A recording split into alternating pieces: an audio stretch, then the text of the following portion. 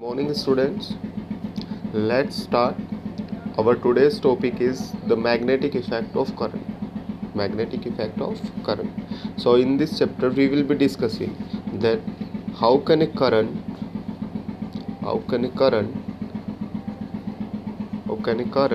can produce magnetic field. How can a current can produce magnetic field?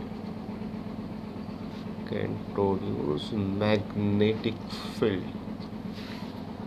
Okay, and how this principle is used for the production of electromagnets.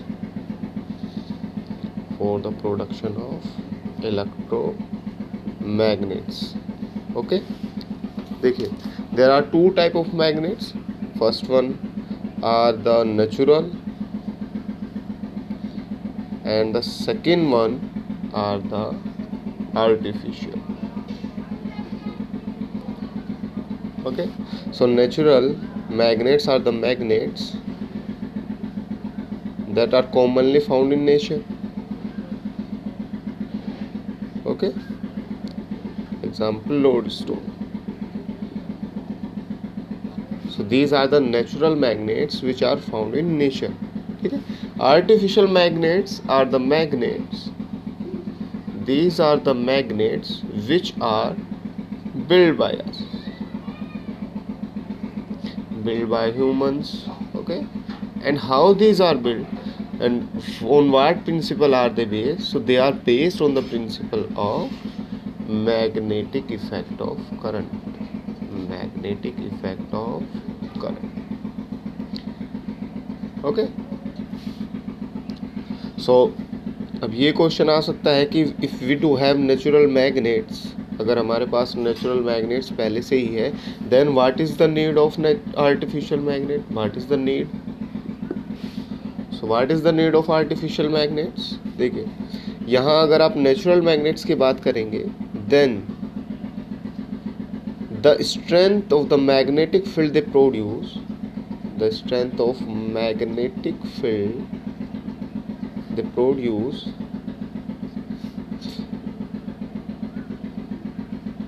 is constant. Okay, the strength of the magnetic field produced is constant. It means अगर आपको कम field चाहिए, then you will need a small magnet. Okay, ज़्यादा field चाहिए, small field के लिए आपको क्या चाहिए? स्मॉल मैग्नेट चाहिएगी. ज़्यादा फील्ड है, if you require a large field, then you will require a large magnet.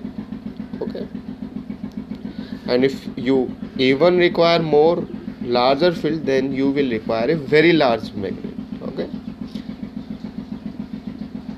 it means क्या होने वाला है, जैसे जैसे आपको रिक्वायरमेंट पड़ने वाली है, कई बार आपको क्या चाहिए, कई बार आपको स्मॉल मैग्नेटिक फील्ड चाहिए, है ना, तो वहाँ आपको बहुत छोटी मैग्नेट यूज़ करनी पड़ेगी. अब कहीं जगह आपको क्या करना होता है, आपको बहुत ज़्यादा फील्ड चाहिए होता है, तो वहाँ आपको बहुत ज़्यादा बड़ी मैग्नेट यूज़ करनी पड़ेगी. ओके, तो वो आपकी जो डिवाइस होगी या जो भी आपका होने वाला है, उसकी वजह से आपका जो सर्किट होगा, जो डिवाइस होगी, वो बहुत बड़ी होने वाली है, बहुत छोटी होने वाली है. ओके, लेकिन आर्टिफिशियल मैग्नेट्स में क्या होता है, इसमें with the help of current,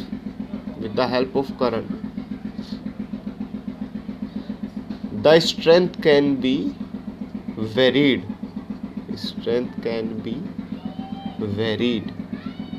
okay, strength can be varied. तो देखिए, जैसे कि सपोज करिए मुझे कम फील्ड चाहिए, if I will require less field, then I will require less amount of current, or we can say that we will require less number of turns of coil. Okay, and if I will require large field, then I will require only large amount of current. So simply यहाँ आपको क्या करना पड़ा है, यहाँ आपको पहले बहुत छोटी सी मैग्नेट लेनी पड़ी है, फिर बहुत बड़ी लेनी पड़ी है, फिर बहुत बड़ी लेनी पड़ी है ना. लेकिन यहाँ क्या हुआ है, आपका सर्किट वही है, ठीक है, बस आपने क्या करना है, आपको करंट की अमाउंट बढ़ा देनी है।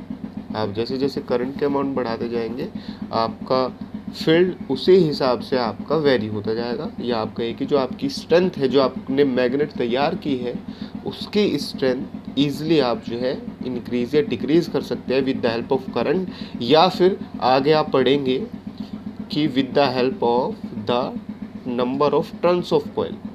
ठीक है, ये बहुत इंपॉर्टेंट कॉन्सेप्ट है कि कैसे number of turns of coil help करते हैं। ठीक है, तो ये आपका बेसिक, आप कहेंगे that it is the basic requirement, it is the need. कई बार आपको क्या चाहिए होता है, आपको बहुत कम फील्ड चाहिए होता है, एंड कई बार आपको बहुत ज़्यादा फील्ड चाहिए होता है ना। तो यहाँ अगर आप नेचुरल मैग्नेट्स के साथ ये करेंगे तो आपका जो साइज़ होगा, है ना, वहाँ आपका साइज़ क्या आएगा, बहुत बड़ा है, बहुत छोटा आने वाला है। इट मीन्स आपका साइज़ लगातार इंक्रीज या डिक्रीज होने वाला है ना।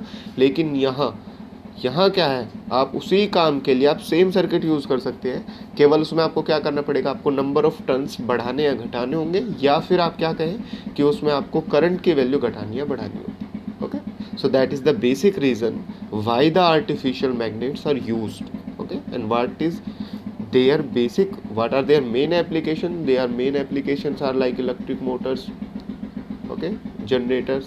So these are the main applications of the artificial magnets or the human built magnets, and these are known as electromagnets. Okay, so let's start the topic. So आपको समझ आ गया होगा कि why we are discussing the magnetic effect of current, है ना, and how it is helpful in producing a electromagnets or the artificial magnets. Okay, चलिए next बात करते हैं। अभी यहाँ आपने पढ़ लिया है, इससे पहले आप थोड़ा, ये इंट्रोडक्शन था, अभी आप थोड़ा मैग्नेट्स के बारे में पढ़ लेते हैं। What are magnets? So what are magnets? So what are magnets? Magnets are the materials, these are the materials which can attract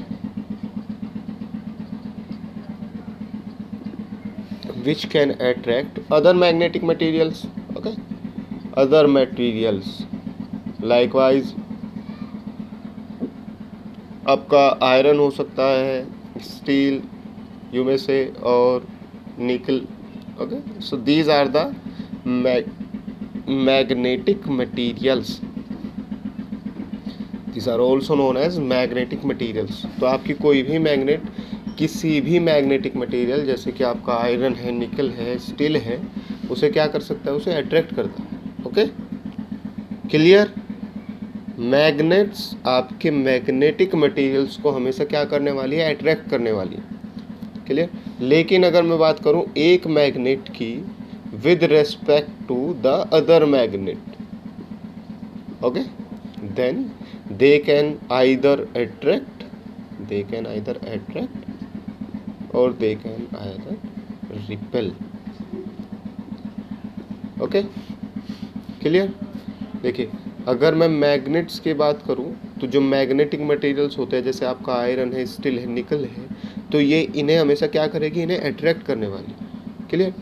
and अगर मैं इसे दूसरे मैग्नेट के हिसाब से बात करूं, एक मैग्नेट को दूसरे मैग्नेट पे अगर मैं इफेक्ट की बात करूं, तो वो क्या कर सकती है, वो किसी भी मैग्नेट को अट्रैक्ट भी कर सकती है और किसी मैग्नेट को रिपेल भी कर सकती है।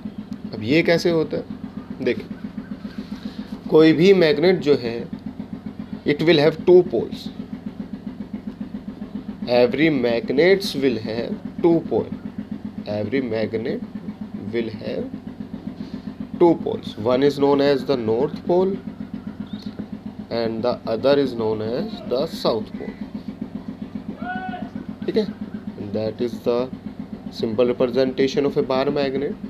ठीक है? So if a north pole comes toward this magnet, then it will attract. If the north pole of one magnet come towards the south pole of the other, then they will attract each other. But if the south pole of a magnet comes toward the north south pole, south pole comes towards the south pole, then they will repel.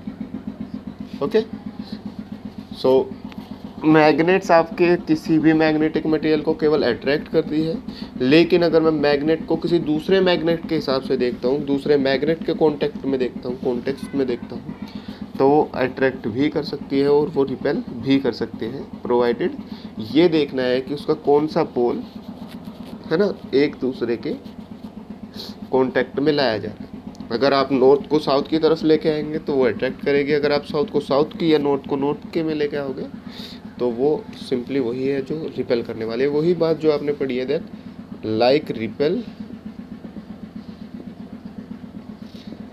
And unlike attract, same as the case of charge. Okay, तो अभी आपने ये पढ़ा है कि आपकी magnet किसी भी मैग्नेटिक मटेरियल को क्या करेगी, अट्रैक्ट करेगी, किसी दूसरी मैग्नेट को अट्रैक्ट भी कर सकती है, रिपेल भी कर सकती है। दो पोल्स होते हैं, एक नॉर्थ पोल एक साउथ पोल, और हमेशा दो पोल होते हैं। क्लियर, हमेशा ही दो पोल होते हैं। आप किसी भी मैग्नेट को ले, suppose we have got a magnet that is a bar magnet. Okay, why it is said as bar magnet?